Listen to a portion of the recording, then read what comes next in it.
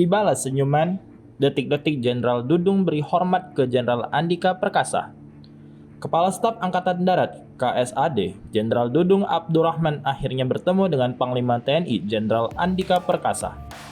Dua jenderal yang tengah jadi sorotan itu ikut menemani Menteri Pertahanan Menhan Prabowo Subianto mengikuti rapat di Komisi 1 DPR Senin 26 September 2022. Tak hanya rapat bareng menemani Prabowo, dalam kesempatan itu Dudung juga sempat memberi hormat kepada Andika yang kemudian dibalas dan disertai senyuman oleh Panglima TNI itu.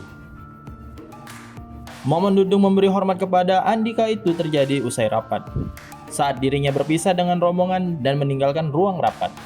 Awalnya, Dudung terlihat berbincang dengan Prabowo sambil berjalan menuju pintu keluar ruang rapat. Setelah itu berpisah dengan Prabowo karena hendak keluar dari pintu rapat bagian sekretariat Komisi 1 DPR. Prabowo dan Andika kemudian berjalan menuju pintu lainnya. Namun, saat berjalan ke pintu bagian sekretariat, Dudung mendadak balik badan. Ia berjalan ke arah Andika dan memberi salam hormat. Andika membalas salam hormat Dudung seraya tersenyum. Keduanya lalu bersalaman. Andika kemudian lanjut berjalan mendampingi Prabowo, sementara Dudung bergegas meninggalkan ruang rapat.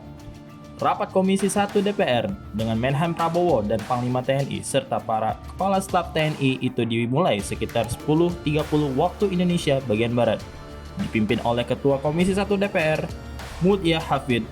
Rapat itu rampung sekitar pukul 13.30 waktu Indonesia bagian Barat.